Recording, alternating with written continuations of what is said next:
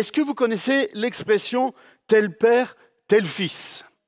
C'est une expression courante, ça existe en anglais, en italien aussi, je suppose. Comment on dit en italien ? Tale padre, tale figlio. Ah, je progresse, hein ? C'est pour nos amis italiens qui nous regardent aussi. En anglais, like father, like son. En français, tel père, tel fils. Donc c'est une expression qu'on retrouve dans toutes sortes de cultures différentes, une expression courante. Et bien souvent, elle se vérifie de deux manières. Soit par des traits physiques, et on se dit, waouh, lui c'est vraiment le visage de son père, ou la force de son père, etc. Ou alors par des traits de caractère. Parfois c'est bien, parfois ça l'est un peu moins. On peut évidemment le décliner aussi par telle mère, telle fille. Je ne sais pas si on le dit souvent, mais en fait, c'est la même idée. On a aussi des filles qui ressemblent à leur mère. On peut le décliner par tel père, telle fille, ou telle mère, tel fils. Je crois que je suis arrivé au bout, là, donc voilà, c'est bon. Et donc, c'est une expression qu'on connaît bien.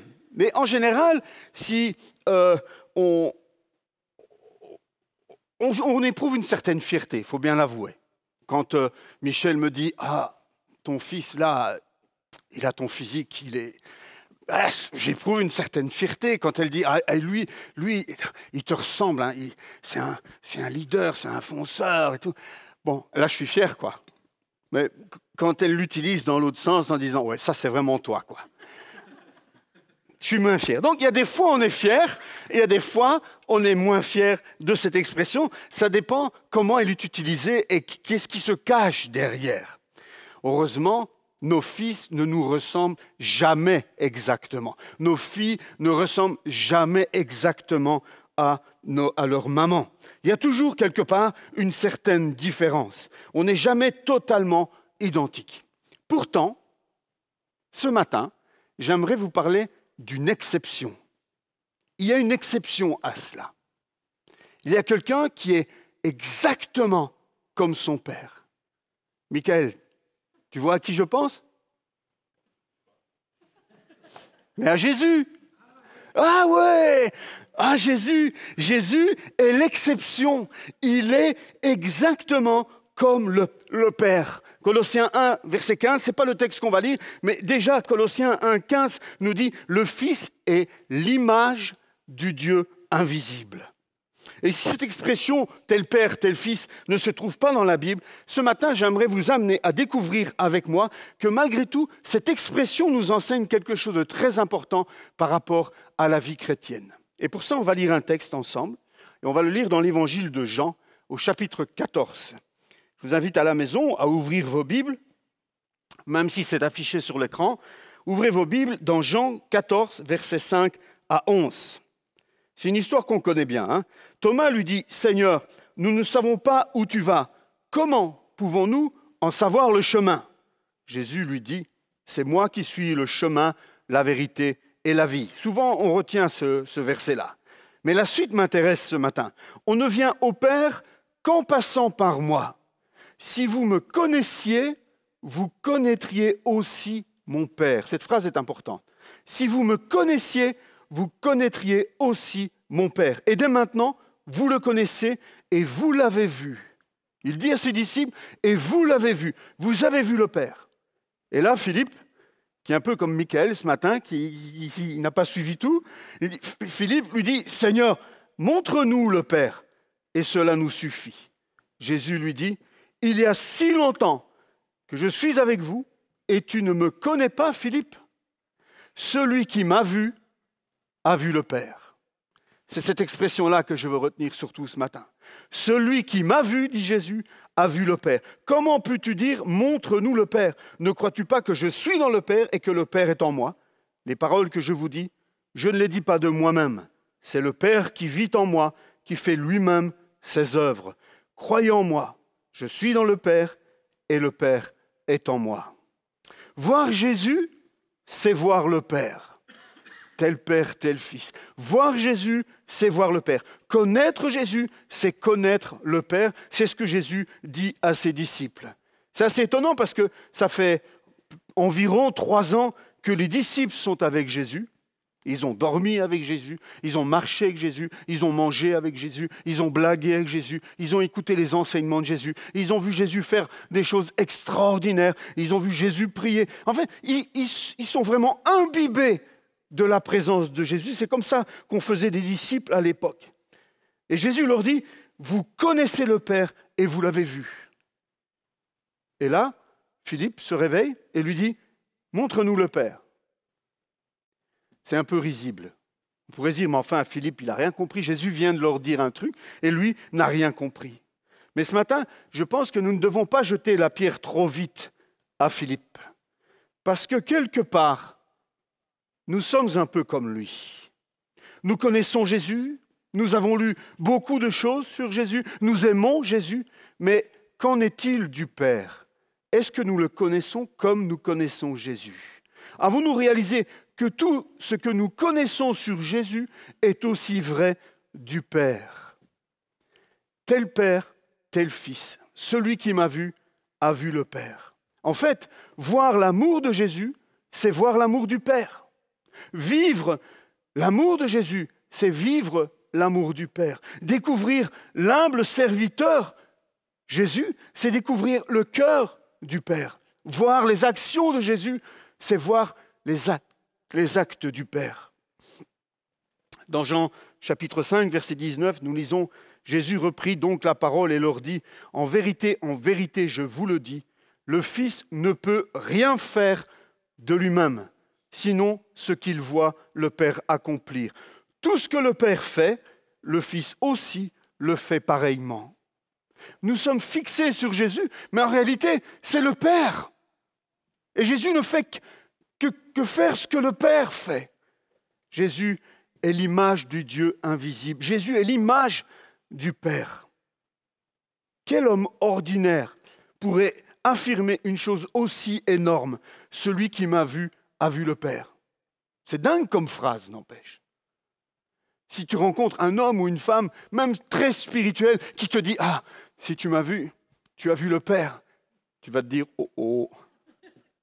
Faisons un petit pas de distance et augmentons la distance de distanciation. C'est l'occasion d'en profiter, n'est-ce pas? On se dirait, mais il a une plume celui-là, ou il n'est pas tout seul dans sa tête, comme on dit en Afrique. Parce que ce que Jésus dit là, on peut le traduire comme ceci. Celui qui m'a vu a vu Dieu. C'est fort comme phrase. Ce que Jésus dit là, c'est une phrase explosive. Mais Jésus n'est pas un homme ordinaire. Jésus est le seul qui peut affirmer une chose aussi énorme, parce qu'il n'est pas un homme ordinaire. Jésus est à la fois pleinement Dieu et pleinement homme. Il est unique dans tout l'univers. Il n'y en a pas un autre comme Jésus.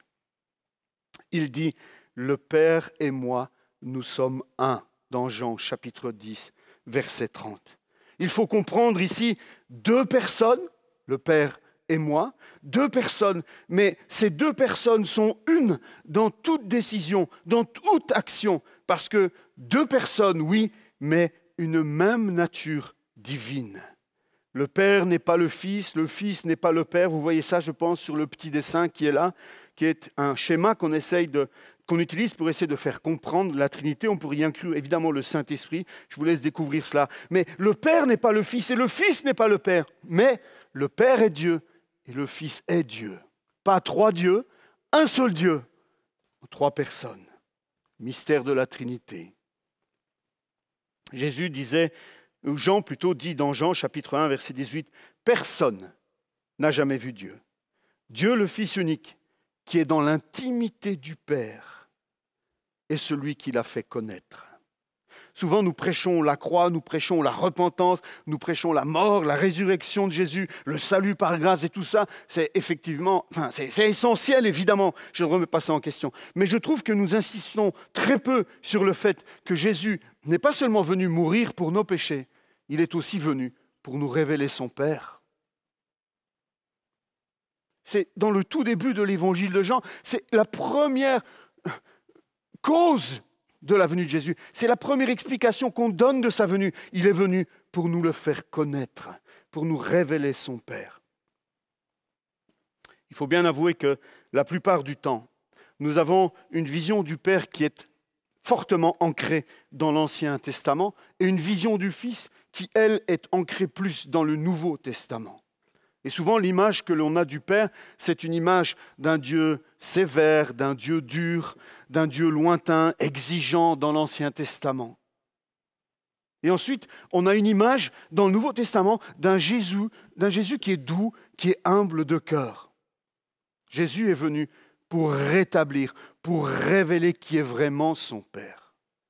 Dans l'Ancien Testament, au chapitre 34 de l'Exode, verset 5, pourtant, nous avons là une description extraordinaire de Dieu. Je suis le Seigneur, oui, je suis un Dieu de pitié, de tendresse. Je suis patient, plein d'amour, de fidélité. Je montre ma bonté pendant des milliers de générations. Je supporte les fautes, les révoltes et les péchés. Mais malgré tout, l'image qu'on a du Père est parfois difficile et parfois lointaine. Il est probable que ta compréhension du Père soit peu attirante ce matin. Peut-être à cause de la lecture que tu as faite de l'Ancien Testament. C'est pour ça qu'on décourage les jeunes chrétiens à commencer par l'Ancien Testament, qu'on les encourage à commencer par le Nouveau Testament. Peut-être que ta vision du Père est mauvaise à cause d'un mauvais père charnel, d'un mauvais papa, d'un papa qui n'a pas été à la hauteur, qui ne t'a pas respecté, qui n'a pas joué le rôle qu'un père doit jouer. Peut-être que l'image que tu as du Père est inexistante parce que tu n'as pas eu de Père, tu ne l'as jamais connu. Toutes ces choses-là, notre lecture de l'Ancien Testament, son incompréhension, l'absence du Père ou un mauvais Père peut nous amener à passer à côté de ce que Jésus est venu faire, nous révéler son Père. Tel Père, tel Fils. Dans Jean 12, Jésus insiste au verset 44, Jésus dit d'une voix forte, « Celui qui croit en moi ne croit pas seulement en moi, il croit aussi en celui qui m'a envoyé. » Et il dit ici à nouveau, « Celui qui me voit, voit aussi celui qui m'a envoyé. » Vous voyez comment Jésus insiste sur cette notion-là. Celui qui me voit a vu le Père. Moi, la lumière, je suis dans le monde. Ainsi, tous ceux qui croient en moi ne restent pas dans la nuit. Ce matin, j'aimerais vous encourager à regarder à Jésus et à voir au travers de Christ le Père. Dieu est venu dans la mangeoire, Dieu est monté sur la croix pour nous. Un Dieu proche, un Dieu humble, un Dieu aimant, un Dieu serviteur, un Père proche, un Père présent, un Père accessible sans cesse, un Père doux, patient, compatissant. Tout cela, nous le découvrons en regardant à Jésus, en regardant la vie de Jésus, en regardant les actions de Jésus, en regardant les réactions de Jésus, ses comportements, comment est-ce qu'il a géré les foules, comment il a géré les uns et les autres. Nous voyons l'amour du Père au travers des actes du Fils. Ainsi, tout ce que l'on trouve dans la nature divine du Fils, on le trouve aussi dans le Père. Imaginez que vous avez l'occasion de passer une semaine avec Jésus et ses disciples. Une semaine extraordinaire. On remonte dans le temps et vous voilà habillés comme à l'époque. Oui, now. Habillés comme à l'époque. Une semaine avec Jésus. Tu es là quand Jésus est en train de nourrir la foule. C'est toi qui distribues les pains. Tu tiens un panier et tu donnes le pain et tu ne comprends pas ce qui se passe. Mais chaque fois que tu en donnes, il y en a un nouveau dans le panier. Waouh, tu es en train de vivre un truc de ouf, quoi. Et quand il guérit les lépreux, tu es là. Tu vois la peau des lépreux qui devient saine alors qu'elle était complètement détruite. Quand il sauve la femme adultère, tu es là, tu observes, tu vois Jésus écrire sur le sol. Et puis tu entends Jésus dire « Moi non plus, je ne te condamne plus ». Tu es là quand Jésus guérit la femme atteinte d'une perte de sang qui vient par derrière en secret toucher le vêtement de Jésus et qui est instantanément guérie. Tu as vu Jésus accueillir les petits-enfants là où on les repoussait. Tu as vu Jésus chasser les vendeurs du temps. Une semaine incroyable. Quelles impressions laisserait Jésus sur toi après une semaine pareille ? Où tu as vécu avec lui, tu as dormi avec lui, tu as mangé avec lui, tu as écouté ses conseils, tu as écouté ses enseignements et tu l'as vu à l'œuvre. Est-ce que tu rentrerais chez toi en disant à tes parents « Oh, quel rude cet homme, oh, quel sévère ce Jésus, sans pitié vraiment, distant, j'ai eu aucun contact avec lui, impossible de l'approcher, arrogant ». Non, non, Tu serais bouleversé par son amour. Son cœur te transporterait de joie. Dans sa présence, tu dirais, mais c'est quand j'étais dans sa présence que j'ai commencé à exister. J'avais vraiment l'impression de vivre. J'avais vraiment l'impression d'être quelqu'un dans sa présence, sa patience, sa douceur. Un Jésus extraordinaire. Eh bien, frères et sœurs, ce que Jésus est, le Père l'est aussi. C'est le but de la prédication de ce matin, c'est d'essayer de corriger quelque chose, c'est d'essayer de vous ramener à découvrir le Père, non au travers de toutes sortes de circonstances vécues, traversées, bonnes ou mauvaises, non au travers de la compréhension que vous pouvez vous en faire vous-même par des lectures ou par votre propre papa. Oubliez tout cela. Ce matin, je vous invite à redécouvrir le Père au travers de Christ. Au travers de Jésus. Au travers de Jésus, le Père nous crie son amour. Au travers de Jésus, le Père nous crie son désir de nous guérir, de nous libérer, de nous restaurer dans notre identité. Le Père désire qu'on le connaisse mieux au travers de son Fils. C'est aussi pour cela que Jésus est venu. J'espère que cette parole vous interpelle ce matin. Je n'ai pas fini, mais je voudrais faire une prière à ce moment-ci de la prédication. Et j'aimerais, vous qui êtes avec moi ce matin, qui m'écoutez, j'aimerais que vous laissiez le Saint-Esprit vous interpeller. Et si tu réalises qu'effectivement, la notion de Père, l'image de Dieu le Père, est quelque chose qui a constitué un blocage dans ta vie, à cause des circonstances dont j'ai déjà longuement parlé, je ne vais pas revenir dessus. Je veux inviter ces personnes ce matin à s'approcher de Dieu. Je veux inviter ces personnes ce matin à prier avec moi et à redécouvrir le Père au travers de Christ. Celui qui m'a vu a vu le Père. Seigneur, je veux te prier. Ce matin, Papa, je veux prier pour que tu guérisses nos cœurs. Tu sais combien, Seigneur, nos pères ici-bas ne sont pas toujours à la hauteur. Tu sais combien de pères sont absents ici-bas. Combien de pères ont fui leurs responsabilités et ont abandonné leurs enfants. Tu sais aussi comment nous pouvons, à partir de tout cela, Papa, nous construire des schémas, une vision, une compréhension de qui tu es, qui est à 100 lieues de qui tu es vraiment. Pour cela, nous voulons te demander pardon, Père. Tu n'es pas ainsi. Tu n'es pas ce Père-là. Tu es le Père qui est venu se révéler au travers de Christ, son Fils. Et ce matin, je prie pour que tu fasses cette opération dans nos cœurs, dans nos âmes ce matin, Père, que tu viennes guérir nos cœurs.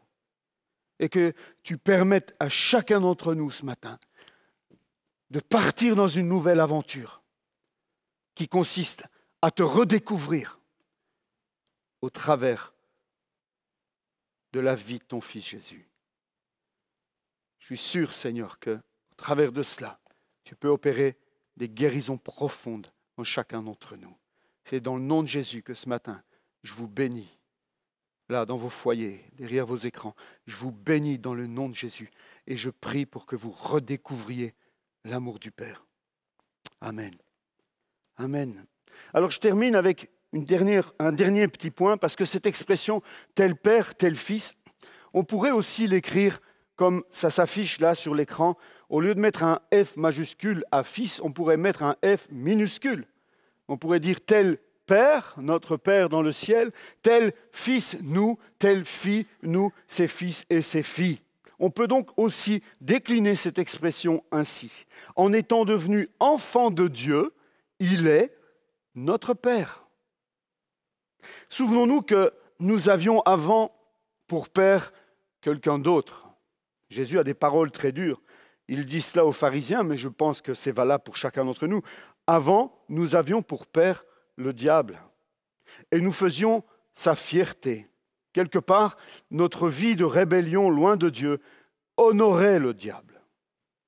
Jean 8, 44, Jésus parle, vous avez pour père le diable, et vous voulez accomplir les désirs de votre père.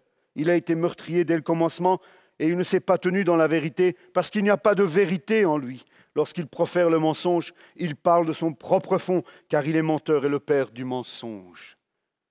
On pourrait dire le père des menteurs aussi. J'ai menti. Nous avons menti. C'est lui qui était notre père. Maintenant, nous sommes devenus enfants de Dieu.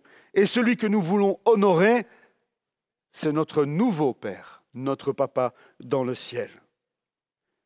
Colossiens 3, 8, 10 dit ceci, « Mais maintenant, renoncez à tout cela, à la colère, à la fureur, à la méchanceté, à la calomnie, aux grossièretés qui pourraient sortir de votre bouche.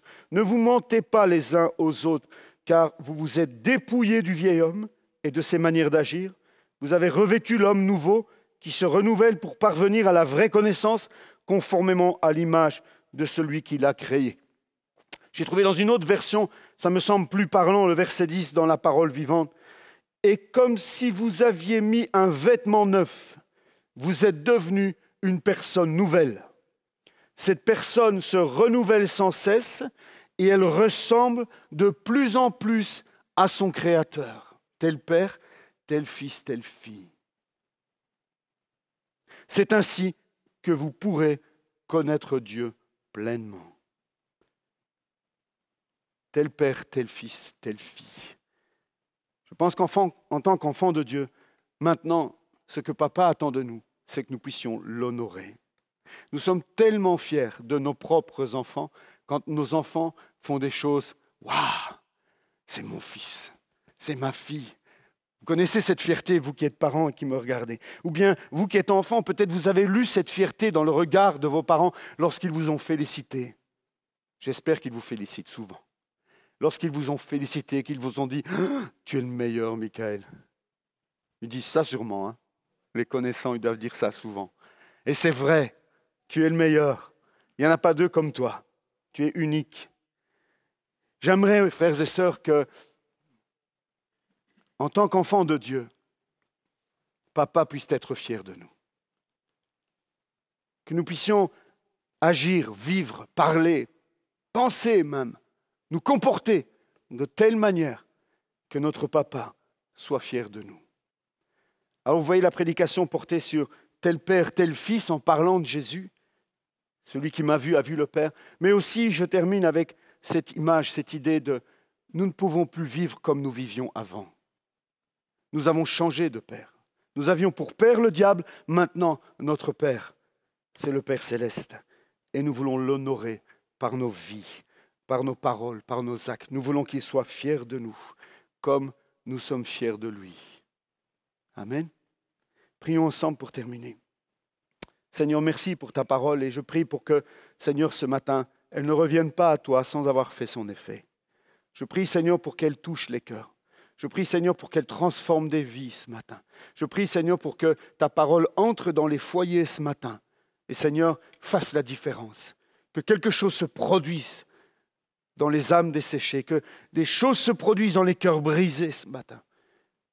Merci, Père, parce que tu nous aimes, parce que tu es fier de nous, parce que tu nous portes à bout de bras, parce que tu nous serres contre toi. Tu es un Dieu d'amour, un Dieu de patience, un Dieu de bonté, un Dieu de compassion. Et nous voulons te remercier ce matin, encore une fois, d'être venu te révéler à nous, en nous permettant de regarder à Jésus ton Fils. Amen. Amen.